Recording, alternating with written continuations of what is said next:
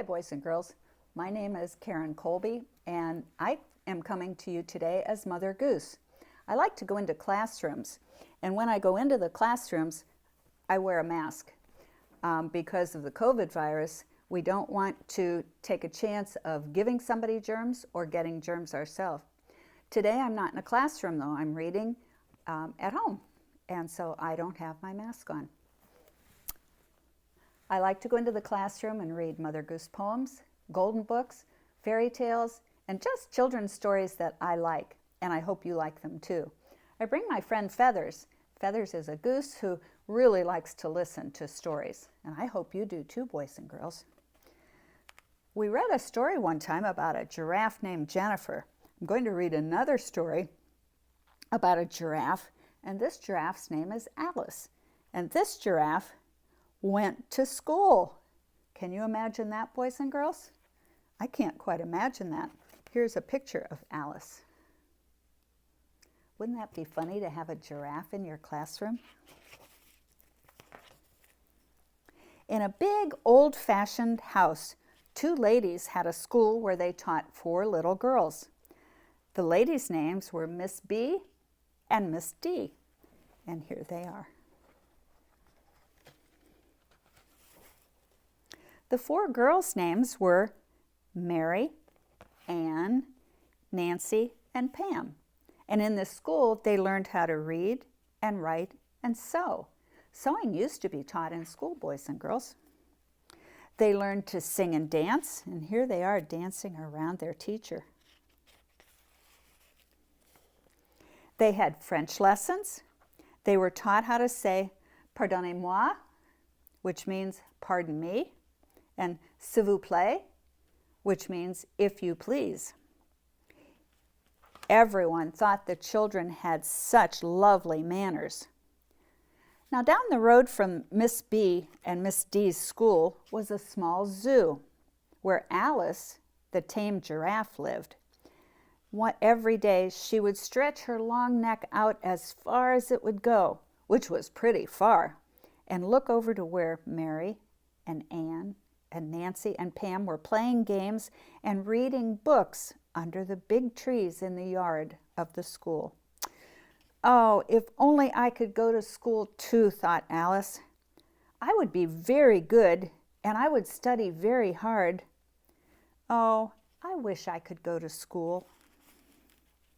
So one day she got up very early and walked out the front door, through the gate, down the road, and followed Mary, Anne, Nancy, and Pam right up to the schoolhouse. Miss D and Miss B were rather surprised, before they've never had a giraffe to teach. Please, please, Miss B, said Mary and Anne. Please let Alice stay. Please, please, Miss D, said Nancy and Pam. Please let Alice stay.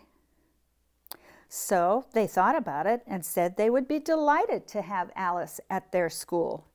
And here they are, standing there looking. All of them are looking up at Alice. Look how tall she is.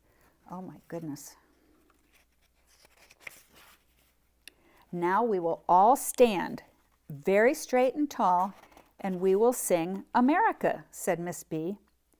Alice held her head up high like the children were, but ouch! It bumped the ceiling. Now we will all sit in a circle and read, said Miss D. Alice tried and tried and tried, but she simply couldn't get comfortable in that little chair. And as for reading, well, big as she was, Alice just couldn't learn her ABCs. We are so sorry, said Miss B and Miss D, but Alice will have to go back to her own home at the zoo. Then she won't be here tomorrow for May Day, and she won't be able to dance around the maypole with us, cried Mary and Anne, Nancy, and Pam. Oh dear, oh dear. Everyone was sad. Alice was the saddest of all as she went home to the zoo. They used to, at schools, dance around a pole that had lots of ribbons hooked to the top of it. And they would dance and they would sing and they would dance around the pole, and they would get the ribbons all braided up, and they would look so pretty. But Alice wasn't going to be able to do that. Big tears fell down her cheeks the next day when she stretched her neck out and saw the children gathered around the maypole. They all looked lovely, and she wanted so much to be with them instead of just looking on. Suddenly a little breeze started to blow, and it blew and it blew, and it blew itself into a great big wind. It blew the 4 little girls' hair ribbons and sashes. It blew Miss B's frilly blouse, and it blew Miss D's ruffles on her skirt. Oh, look at what the wind is doing, boys and girls. It's a great big wind.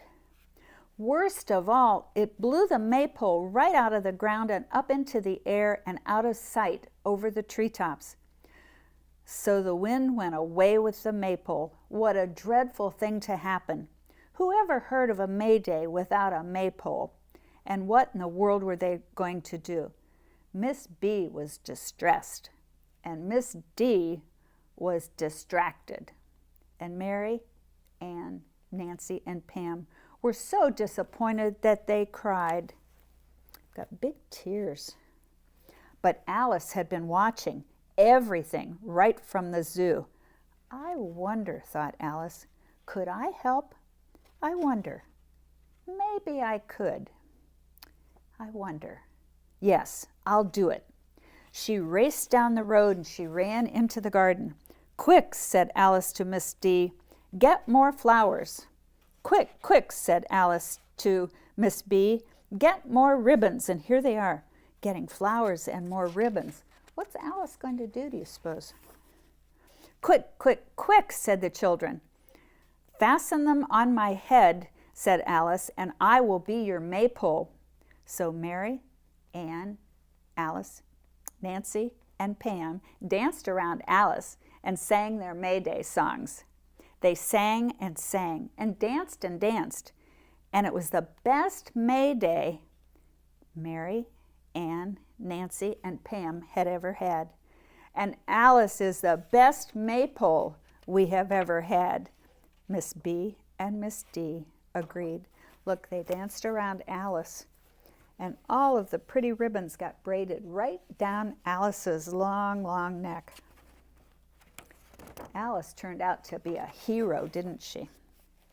Even if Alice can't read and count and play games, she can be the most beautiful maypole in the world, said Mary, Ann, Nancy, and Pam. This made Alice very, very happy. She thought it was the very best thing anyone had ever said about her. And after this wonderful day, she knew she would always be happy in her home in the zoo. And here is Alice. Do you like that story, boys and girls? It's a story about how schools were a long time ago, some of the things that they did that schools don't do now. But it looked like fun, didn't it? Dancing around a maypole and braiding the ribbons. It looked like even more fun when they were dancing around Alice, didn't it? Wouldn't that be fun? Have to use your imagination again, don't you, boys and girls? Okay, I'll be back.